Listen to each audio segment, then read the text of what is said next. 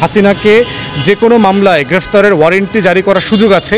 তার এমন একটা দেশে তাকে আশ্রয় নিতে হবে যেই দেশটা আইসিসির স্বাক্ষরকারী দেশ না। দিল্লি তার জন্য এখন নিরাপদ অপশন। ইংল্যান্ড, আমেরিকা, ফিনল্যান্ড থেকে শুরু করে বিশ্বের বহু গণতান্ত্রিকামী দেশে হাসিনা পালানোর জন্য চেষ্টা করেছিল, কিন্তু সেই সকল সরকার জানে যে মানবাধিকার, গণতন্ত্র লঙ্ঘনকারী কোনো ব্যক্তিকে, কোনো স্বৈরাচারকে তারা আশ্রয় দিতে পারে না।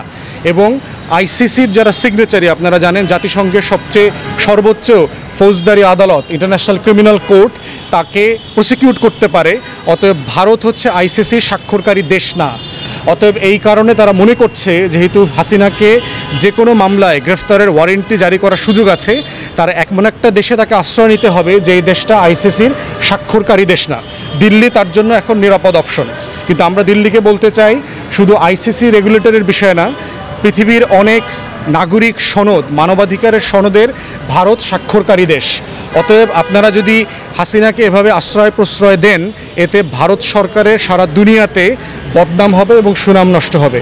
আমরা ভারতবাসীকে বলতে চাচ্ছি, আপনাদের দেশের সরকারকে আপনারা বলেন যে একটা অগণতান্ত্রিক স্বৈরাচারকে আশ্রয় দেওয়া এবং তাদের ভুল বিদেশ নীতির কারণে ভারত সরকারের পদত্যাগ আপনারা দাবি করতে পারেন, আপনারা প্রতিবাদ করতে পারেন। কিন্তু 15ই আগস্টকে কেন্দ্র করে যদি সংখ্যালঘুদের ব্যানারে বাংলাদেশে বিশৃঙ্খলা সৃষ্টির চেষ্টা করা হয়, বুঝতে হবে যে এই ছাত্র জনতা কিন্তু এখনও মাঠ ছাড়ে নাই। অতএব আপনাদেরকে বলবো, পালিয়ে আছেন, পালিয়ে থাকেন। আপনারাও নিরাপদ থাকবেন, দেশও নিরাপদ থাকবে। রাস্তায় আমাদেরকে নামতে বাধ্য করবেন না। এই দালাল রয়ের এজেন্টকে দিয়ে যদি কেউ মনে করে থাকে কাদের সিদ্দিকী দিয়ে বাংলাদেশকে, আওয়ামী লীগকে ফিরায় নিয়ে আসবে, বোকার স্বর্গে বাস করছেন। সোহেল তাজকে একই রকম বলছি, সুমনের মতো এরকম স্ট্যান্ডবাজ ভাই, আপনি জিমে থাকেন, রাজপথে আইসেন না। আপনি মারামারি করার লোক না। আপনি জিম টিম করেন, টেলিভিশনে থাকেন, ওটাই আপনার জায়গা। আপনার এই জিম করা লোকদেরকে ঠেকানোর জন্য প্রচুর লোক আছে। অতএব ফাইজলামি করবেন না, কোনো সুযোগ নাই এইসব ফাইজলামি আশ্রয় দেওয়ার। 32 নম্বরে যাবেন, কোনো সমস্যা নেই, এটা আপনাদের প্রপার্টি, আপনারা ওইখানে যাবেন, পূজা দিবেন, শেখ মুজিবের মূর্তিতে সেজদা করেন, এটা আপনাদের ব্যাপার। কিন্তু আমাদের কথা হচ্ছে, কোনো কাদের সিদ্দিকী, সোহেল তাজের মতো বাটপার স্টানবাজদেরকে দিয়ে ছাত্র জনতা, শহীদ আবু সাঈদ এবং মুগ্ধের রক্তের সাথে বেইমানি করবার কোনো চেষ্টা আমরা সফল হইতে দেব না কোনোভাবে। ফোর্থ হচ্ছে শেখ হাসিনার বিচারের ব্যাপারে আমরা ইতিমধ্যে জানি, আমাদের তরফ থেকে আমরা ইতিমধ্যে উদ্যোগ নিয়েছি হাসিনার বিরুদ্ধে এবং হাসিনার যারা লিডার ছিল, যাদের বিভিন্ন ফোর্সে যারা ছিল, দায়িত্ব পালন করেছে, যাদের হুকুমে গুলি চালিয়ে হাজার হাজার আমাদের নাগরিকদেরকে, শিক্ষার্থীদেরকে হত্যা করা হয়েছে, তাদের বিরুদ্ধে দেশে এবং বিদেশে ফৌজদারি মামলা দায়ের করবার বাংলাদেশের বিভিন্ন আদালতে ইতিমধ্যে আমাদের যারা শহীদ হয়েছেন তাদেরকে সামনে রেখে আমরা ফৌজদারি বিচারের উদ্যোগ নিয়েছি। অতিমধ্যে আপনারা দেখতে পারবেন খুব শীঘ্রই এই ধরনের আদালতের কার্যক্রম শুরু হবে। যেহেতু থানাগুলো বন্ধ, কোনো শহীদ পরিবার এফআইআর করতে পারছে না, আদালতগুলো বন্ধ, ফৌজদারি মামলা নেবার জন্য যে আয়োজন দরকার বিচারকদের, তারা এখনও কোর্টে ফিরে আসেন নাই। অতএব আমাদের কাগজপত্রের প্রস্তুতি হয়ে গেছে। শীঘ্রই আপনারা দেখবেন হাসিনার বিরুদ্ধে সারা বাংলাদেশে প্রত্যেক শহীদের বিরুদ্ধে, শহীদের রক্তের যে বিচারের দাবি নিয়ে আমরা মামলা করব। ইন্টারন্যাশনালি ইতিমধ্যে অস্ট্রেলিয়া প্রবাসী কিছু বাংলাদেশি আপনার একটা মামলা রুজু করবার জন্য একজন আইনজীবীকে অস্ট্রেলিয়াতে বলেছে, এবং সেই অস্ট্রেলিয়ান ল ফার্ম আইসিসির যে হেডকোয়ার্টার নেদারল্যান্ডে, তারা হাসিনা এবং তার যারা সহযোগী ছিল, খুনি ছিল, তাদের বিরুদ্ধে মামলা করবার প্রস্তুতির ডকুমেন্টেশন ইন্টারন্যাশনাল ক্রিমিনাল কোর্টের যে প্রসিকিউটর অফিস আছে তাকে পাঠানো হয়েছে। তারা এটা তদন্ত করছেন, প্রাইমারি ইনভেস্টিগেশন বলে।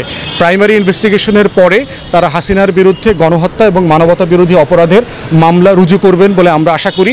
এই জন্য সারা পৃথিবীতে আমরা এবং আমাদের যারা এই অভ্যুত্থানের সমমনা মানুষজন আছেন, প্রবাসীরা আছেন, তারা সাহায্য করছেন।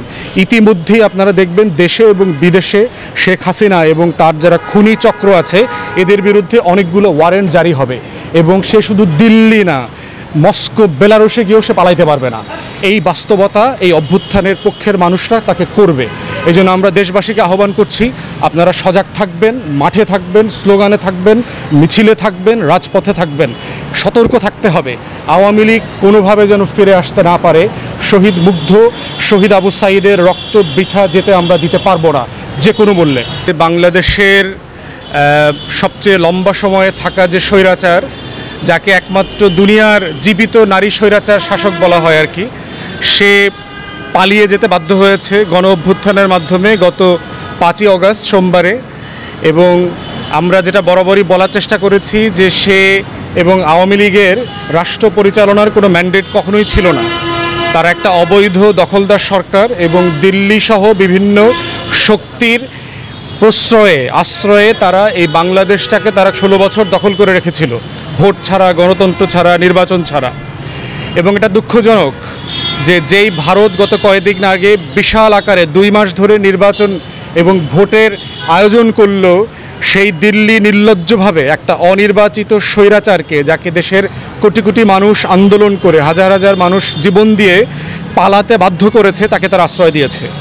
আমরা মনে করি আমরা ভারত সরকারের সাথে এই পলিসির সাথে একমত না।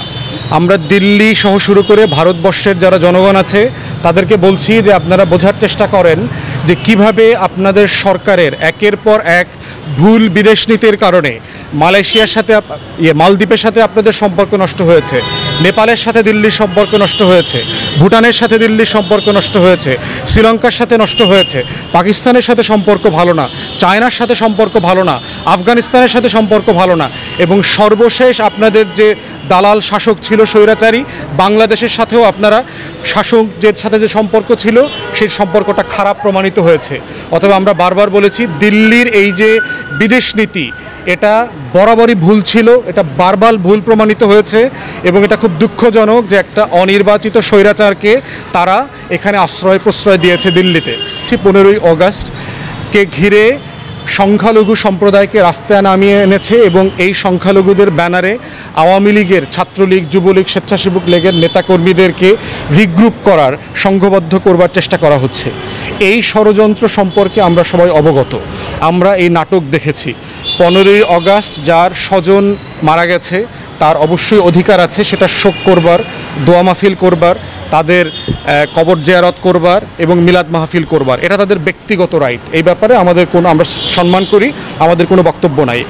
লক্ষ লক্ষ ছাত্র ছাত্রীরা দিন রাত রুটিন করে রাস্তায় নিরাপত্তা দিচ্ছে, মন্দির পাহারা দিচ্ছে, হিন্দুদের বাড়িঘর পাহারা দিচ্ছে, জমি পাহারা দিচ্ছে, হিন্দুদের দোকানপাট পাহারা দিচ্ছে, এলাকায় মহল্লায় গুরুত্বপূর্ণ রাষ্ট্রীয় প্রতিষ্ঠান পাহারা দিচ্ছে, থানা থেকে শুরু করে সেনাবাহিনীর অফিস আদালত পাহারা দিচ্ছে। সেই ছাত্র জনতা কিন্তু রাস্তা থেকে চলে যায় নাই। আপনারা দেখেছেন লক্ষ লক্ষ ছাত্রছাত্রীরা দেয়াল লিখন করছে, তারা দেয়ালে আর্ট করছে, বিপ্লবের যে কালচারাল রেভলিউশন হয়ে গেছে।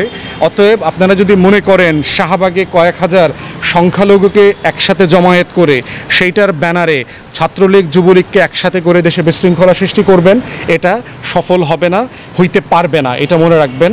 অতএব আপনাদেরকে বলবো, পালিয়ে আছেন, পালিয়ে থাকেন, আপনারাও নিরাপদ থাকবেন, দেশও নিরাপদ থাকবে, রাস্তায় আমাদেরকে নামতে বাধ্য করবেন না। তৃতীয়ত হচ্ছে অন্তর্বর্তীকালীন সরকারকে বলছি যে আপনাদেরকে আমরা স্বাগত জানাই, আমরা চাই আপনারা সফল হন। ঠিক একইভাবে বুঝতে হবে গণ অভ্যুত্থানের যে আবেগ এবং ভাষা, কে জাতীয় শত্রু, কে বাংলাদেশ রাষ্ট্রের শত্রু, তাদেরকে কোনোভাবে যেন ক্ষমতায় ফিরিয়ে নিয়ে আসার কোনো চক্রান্ত সুযোগ না দেওয়া হয়। সেটা কাদের সিদ্দিকীর মতো একটা ভারতীয় দালাল যে অস্ত্র উঠিয়ে বাংলাদেশের সীমান্তে 75 থেকে 81 সালে বাংলাদেশের ভিতরে হাজার হাজার শত শত নাগরিক এবং আমাদের সোলজারদেরকে হত্যা করেছে,